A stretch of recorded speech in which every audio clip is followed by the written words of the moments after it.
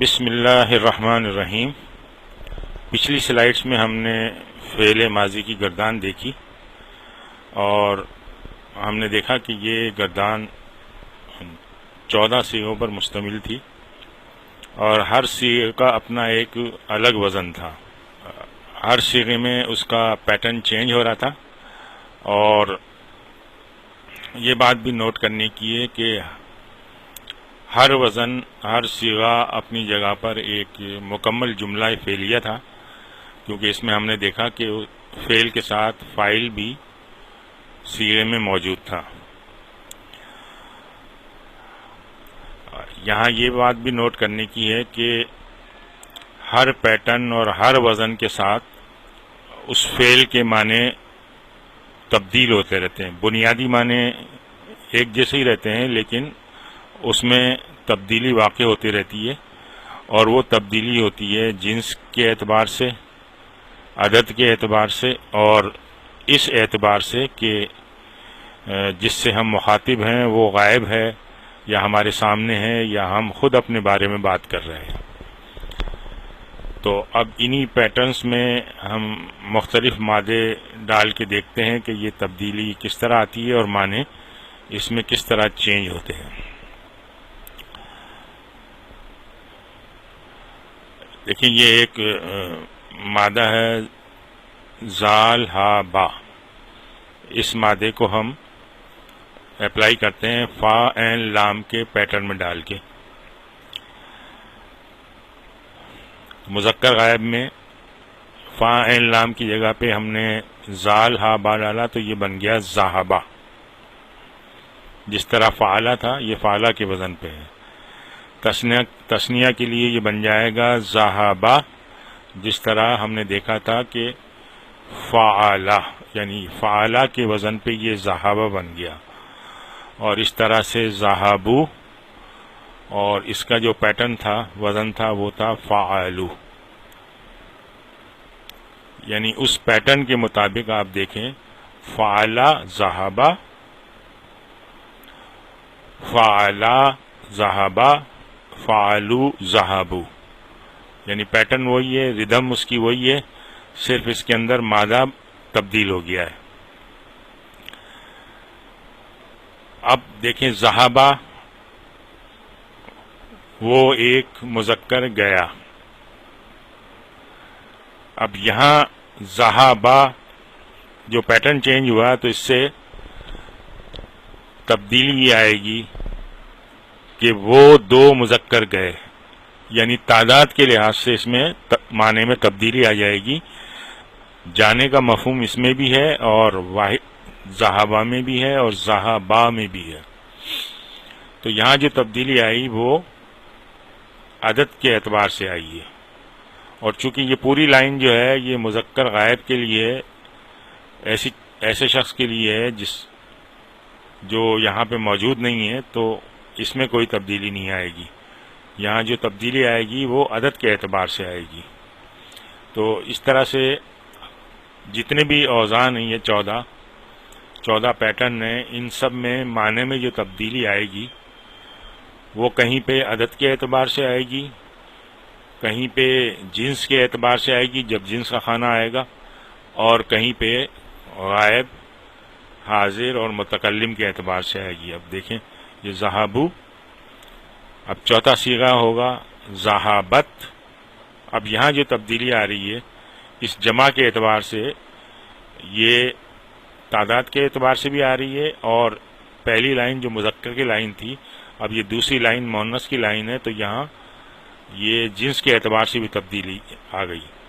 یعنی اب اس کا معنی ہوگا وہ ایک مؤنث گئی، پھر ذہابتا وہ دو مؤنث گئیں، اور ذہبنا وہ تمام مؤنث گئیں۔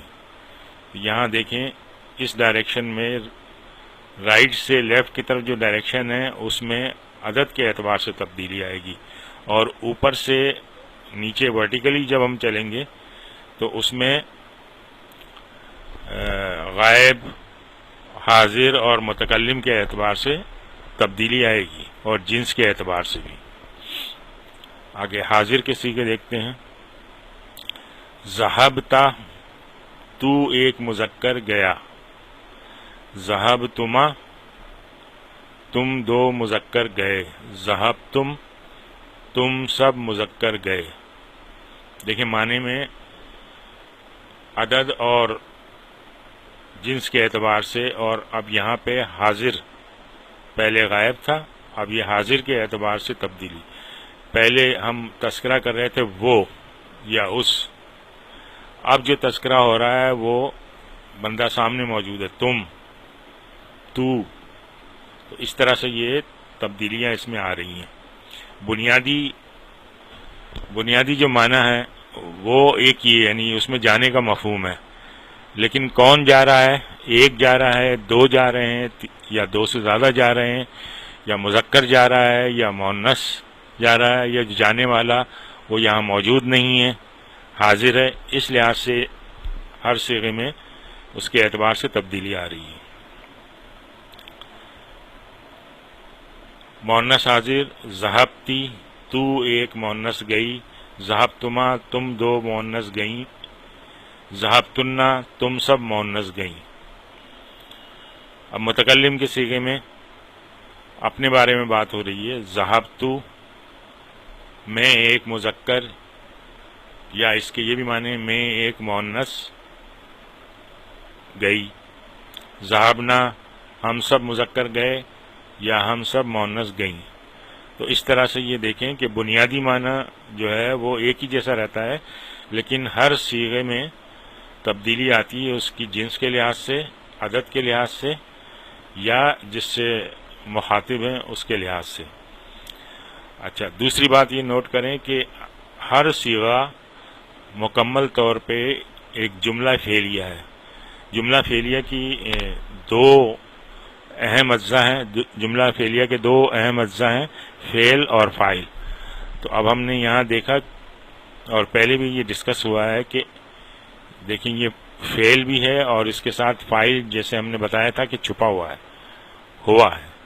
اس طرح ذہابت میں فعل، یہ فعل ہے اور اس کا فاعل بھی چھپا ہوا. باقی جتنے صیغے ہیں تمام، ان سب کے ساتھ فاعل جڑا ہوا ہے. جیسے یہ الف یہاں پر فاعل ہے ذہابہ میں، ذہابو میں واو فاعل ہے، یہاں ذہابتا میں تا فاعل ہے، یہ ہم پہلے دیکھ چکے ہیں سارا. اور اسی طرح ذہابتما میں یہ تما فاعل ہے، تم فاعل ہے، تننا فاعل ہے، اور یہ تو فاعل ہے ذہابتو میں اور ذہابنا میں. تو فعل اور فاعل مل کے مکمل جملہ ہے. تو اس کا مطلب ہے کہ یہ صیغے کا ہر وزن، ہر پیٹرن جو ہے یہ ایک مکمل جملہ ہے. اب ہم جیسے اس کے معنی وہ ایک مذکر کیا، معنی ہم دیکھ چکے ہیں پہلے. اب دوسرا ایک مادہ لیتے ہیں، عین لام میم، علیمہ. اس کی گردان دیکھتے ہیں. یہ علیمہ، علیمہ، علیمو، جیسے فعیلہ، فعیلہ، فعیلو، یہ اس کا پیٹرن ہے.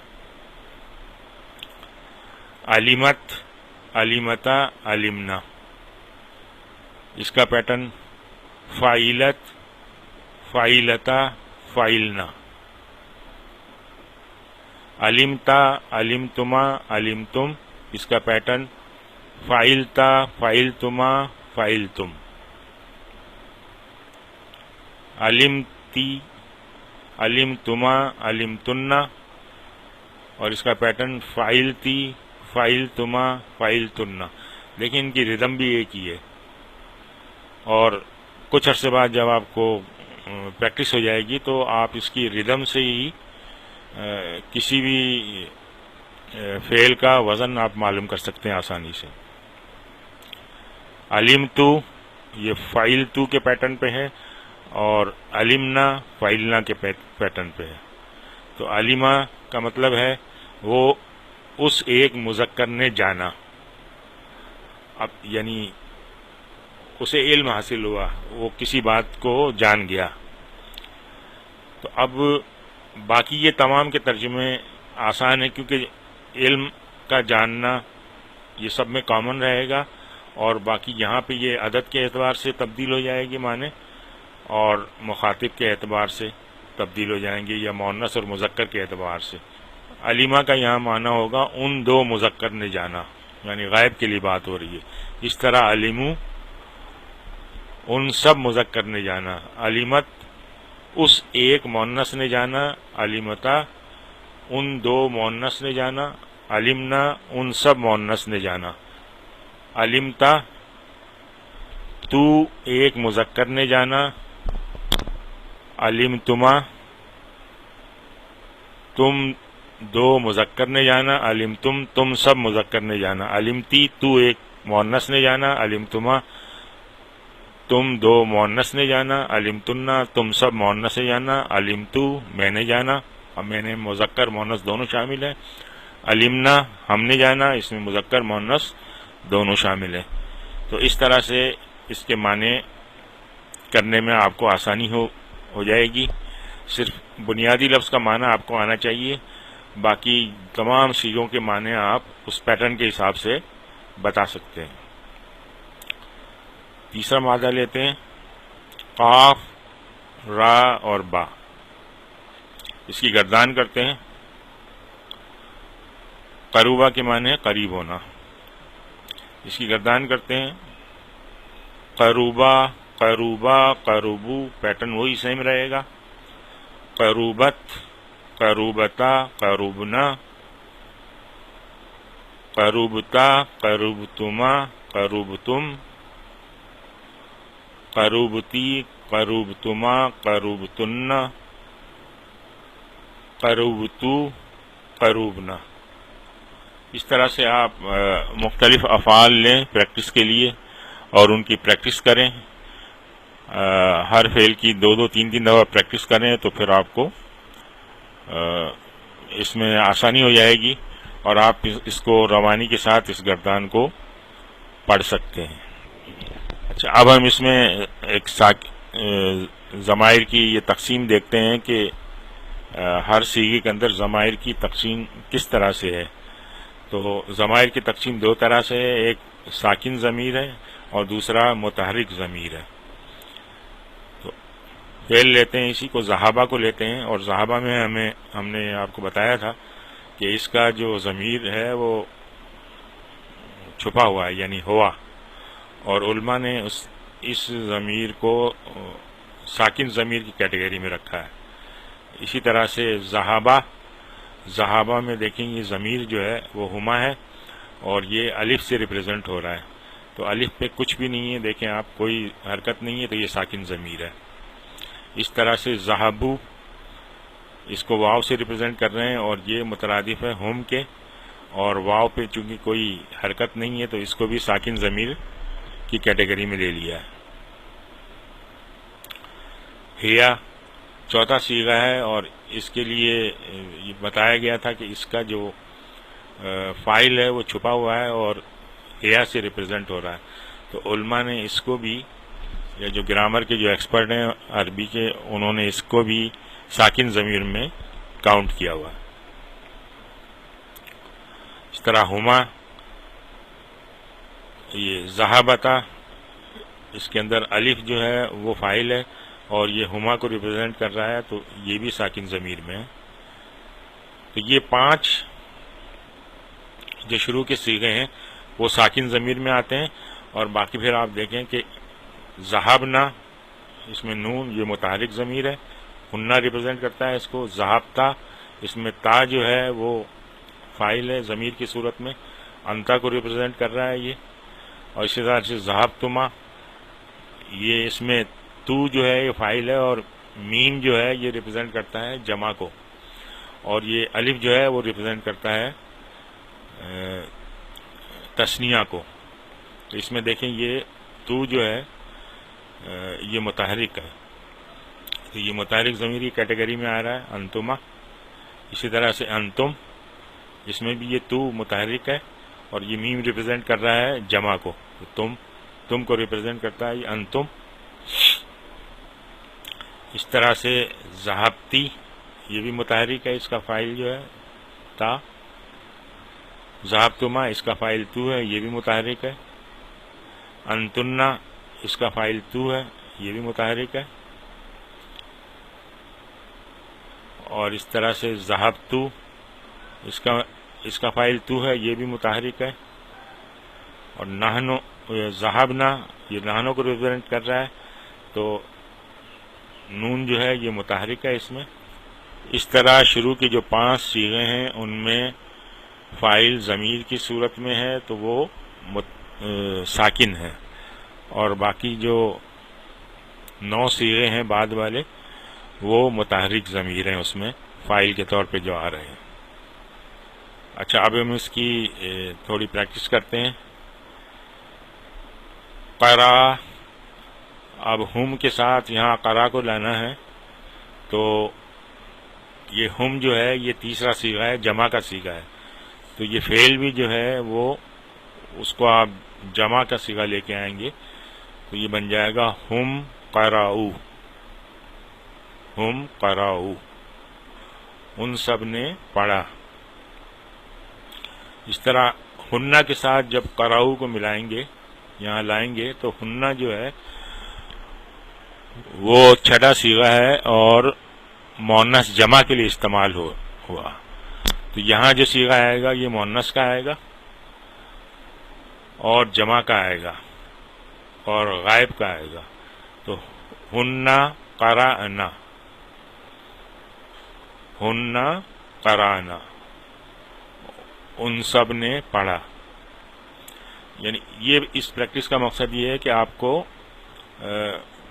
کون سا صیغہ استعمال کس ضمیر کے ساتھ کرنا ہے اس کی پریکٹس ہو جائے۔ اس طرح گردان آپ کو کتنی یاد ہے اس کی بھی پریکٹس ہوگی۔ انتم، انتم جو ہے یہ حاضر کا صیغہ ہے اور نواں صیغہ ہے، مذکر حاضر جمع، جمع مذکر حاضر، تو اس طرح سے قرا کی جو نواں صیغہ ہے وہ یہاں پہ آئے گا، تو انتم قرأتم، ٹھیک ہے۔ تو اس طرح سے یہ مختلف افعال دیے ہوئے ہیں۔ دہیکا، اس کی آپ یہ پریکٹس کریں، یا اور انتی اور نانوں کے ساتھ یہ کیا آئے گا۔ اس طرح یہ بعدہ، اس کی پریکٹس کریں، جالا، اس کی پریکٹس کریں، اخذا، اس کی پریکٹس کریں، علیمہ، اس کی پریکٹس کریں، باسا، اس کی پریکٹس کریں، اور رزقہ، اس کی پریکٹس کریں، اور خرجہ، اس کی پریکٹس کریں۔ یہاں تو صرف 3 صیغے دیے ہوئے ہیں۔ اب یہ جتنے بھی افعال ہیں ان سب کے آپ 14 صیغے بنائیں اور اس کی پریکٹس کریں، تو یہ فعل کی جو ہے پھر آپ کو اچھی پریکٹس ہو جائے گی۔ آج ہم یہیں پہ اکتفا کرتے ہیں۔ سبحانک اللہم و بحمدک، نشہد ان لا الہ الا انت، نستغفرک و نتوب الیک۔